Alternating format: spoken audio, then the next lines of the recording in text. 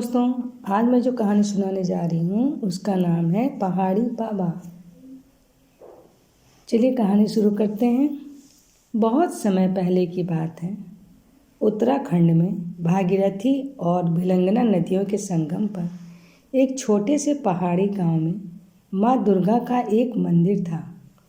सिवांग नामक इस गांव के निवासी किन्नर जाति के थे। कड़ाके की ठंड के दौरान जब ऊपरी हिमालय बर्फ से ढक जाता था तो एक साधु बाबा शिवांग के इस मंदिर में आकर कुछ दिन रहते थे। उनकी उम्र का अंदाज़ा लगाना बहुत कठिन था। गांव के बड़े बूढ़े उनको उसी रूप में अपने बचपन से देखते आ रहे थे, तभी उनका नाम पहाड़ी बाबा पुकारते थे और उनका बहुत आदर करते थे। पहाड़ी बाबा का शरीर जो है छरहरा था और वो गौण वर्ग के व्यक्ति थे। उनके अंगों से तेज झलकता था। उनकी सुंदर लंबी सफ़ेद दाढ़ी चांदी की तरह चमकती थी। गांव वाले यह देखते थे कि पहाड़ी बाबा जब मंदिर में आते तब गांव में खुशहाली बढ़ जाती। उनके छोटे छोटे सीढ़ीनुमा खेतों में फसलें अच्छी होती। आलू, सेब तथा अन्य फल भी खूब होते थे। गांव में बीमारों की संख्या घट जाती और हवन सामग्री की गंध चारों तरफ हमेशा व्याप्त रहती। उनके गांव से जाने के बाद हालात बदल जाते, लेकिन उसी गांव में कभी अकाल नहीं पड़ता था। एक बार जब साधु बाबा आए तो गांव का एक छोटा बच्चा उनके पास रोज़ दोपहर को अपनी बकरियां लेकर आने लगा। जब बाबा अपने ध्यान में मगन रहते तो वह उन्हें बैठकर निहारता रहता। जब लगातार कई दिनों तक ऐसा ही हुआ तब बाबा ने उससे पूछा, पुत्र तुम रोज़ यहाँ क्यों आते हो? तुम्हें क्या चाहिए? उस बच्चे का नाम गणेश था। उसने कहा, बाबा कुछ दिन हुए मेरे माता पिता दोनों का देहांत हो गया। मैं इस गांव में अपनी मौसी के पास आ गया। अब मैं उसकी बकरियां चराता हूँ। उसके कई बच्चे हैं और कोई पढ़ता नहीं। वह बहुत ही गरीब है। मेरा बोझ भी बढ़ गया है, लेकिन बाबा मैं इस गांव में नहीं रहना चाहता। मैं पढ़ना चाहता हूँ और डॉक्टर बनना चाहता हूँ। क्या आप मेरी मदद कर सकते हैं? साधु बाबा चुप हो गए। बोले, कल आना, और ध्यान मग्न हो गए। दूसरे दिन द्वारकाधीश नामक कलकत्ते का एक बहुत बड़ा सेठ पहाड़ी बाबा के दर्शन को पहुँच गया। माँ दुर्गा की पूजा अर्चना की और बाबा का आशीर्वाद लेने के सामने उनके खड़ा हो गया। उसने कहा, बाबा माँ का दिया सब कुछ मेरे पास है, बस एक पुत्र की कामना रह गई है। बाबा ने उसे प्रेम से बैठने का संकेत दिया। तभी गणेश दौड़ता हुआ वहाँ आ पहुँचा। सुंदर गोल मटोर किन्नर बालक की सुंदरता देखकर सेठ द्वारकाधीश का मन उस बच्चे को गोद में लेने का ललायित हो उठा। बाबा ने सेठ के मन की बात जान ली और कहा, द्वारकाधीश यही बालक आज से तुम्हारा पुत्र है।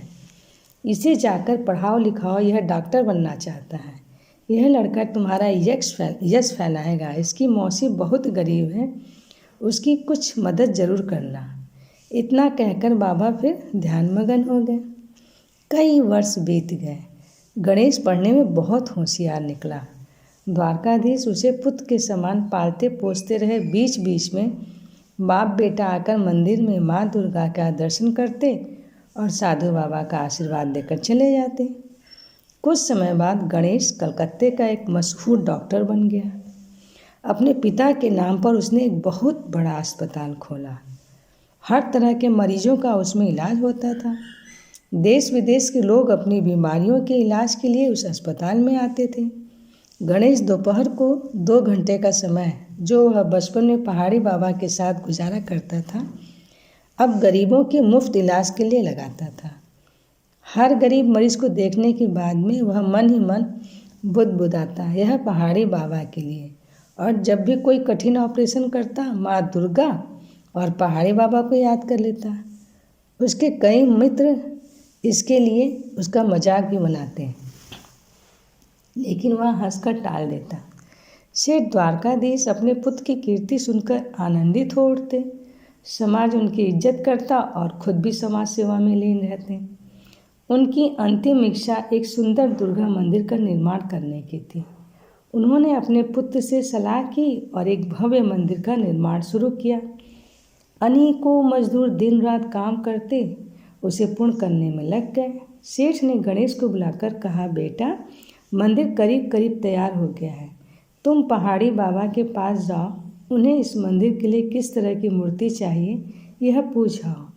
उनसे आग्रह करो कि मूर्ति की प्राण प्रतिष्ठा वह स्वयं करें। गणेश शिवांग गया तो पता चला कि बाबा अभी हिमालय से नहीं आए हैं। वह मंदिर में ही चबूतरे पर आराम करने लगा। यकायक उसको झपकी आ गई और उसने देखा कि बाबा उसके सामने खड़े हैं। उन्होंने कहा, बेटा, जल्दी निकल जाओ वरना बर्फ़ में कई दिनों तक फंस जाओगे। माँ की मूर्ति तुम्हें रास्ते में मिल जाएगी। प्राण प्रतिष्ठा के लिए मैं नहीं आऊँगा, लेकिन एक ज्ञानी पुरुष को भेज दूँगा। गणेश की नींद खुल गई। वह शीघ्र ही माँ दुर्गा को मत्था टेक वापस कलकत्ता के लिए रवाना हो गया। पगडंडी जिसे उतरकर सड़क तक जाया जाता था मंदिर के सीध में था। वह धीरे धीरे उतर रहा था कि सामने वाली पहाड़ी फट गई और एक बड़ी सी चट्टान लुढ़कते हुए नीचे आने लगी। सिर्फ एक चट्टान थी। जब गणेश उसके नज़दीक गया तो उसे एक अजीब अनुभूति हुई। उसने पीछे मुड़कर मंदिर की तरफ देखा तो उसे महसूस हुआ कि एक तेज मंदिर में वापस समा रहा है। सामने पड़ी चट्टान को देखा तो लगा उसकी माँ दुर्गा की आंखें चमक रही हैं। उसने जान लिया कि यही चट्टान मूर्ति का रूप ग्रहण कर लेगी। उसने पत्थर को कलकत्ता भिजवाने का प्रबंध किया। कलकत्ता पहुंचकर अपने पिता को सारी बात बताई। वास्तुकार ने चट्टान देखी और उस पर काम करने शुरू किया। मूर्ति का रूप वैसा ही उभरने लगा जैसा शिवांग के मंदिर में था। यह देखकर पिता पुत्र बहुत खुश हुए। मंदिर की प्राण प्रतिष्ठा में अभी 1 महीने का समय शेष था। तभी बनारस से एक पंडित आ पहुँचे।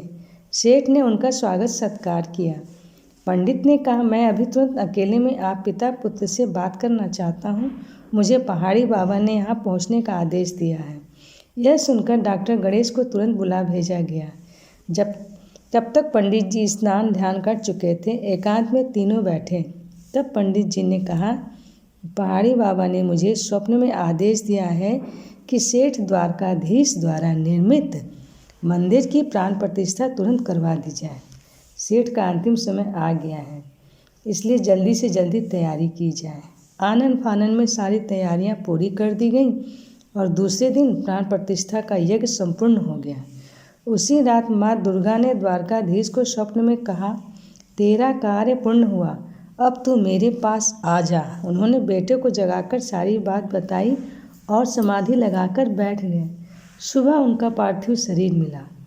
उनके अंतिम संस्कार के बाद गणेश को स्वप्न में पहाड़ी बाबा ने कहा, गरीबों की सेवा करते रहना, मैं उन्हीं में रहता हूँ और तुम्हें रोज़ देखता हूँ। डॉक्टर गणेश को हर बूढ़े मरीज में पहाड़ी बाबा नज़र आते थे। तो दोस्तों, मेरी कहानी आपको कैसी लगी? मेरे चैनल को ज़रूर से सब्सक्राइब करें और मेरे वीडियोज़ को ज़रूर से लाइक करें। धन्यवाद।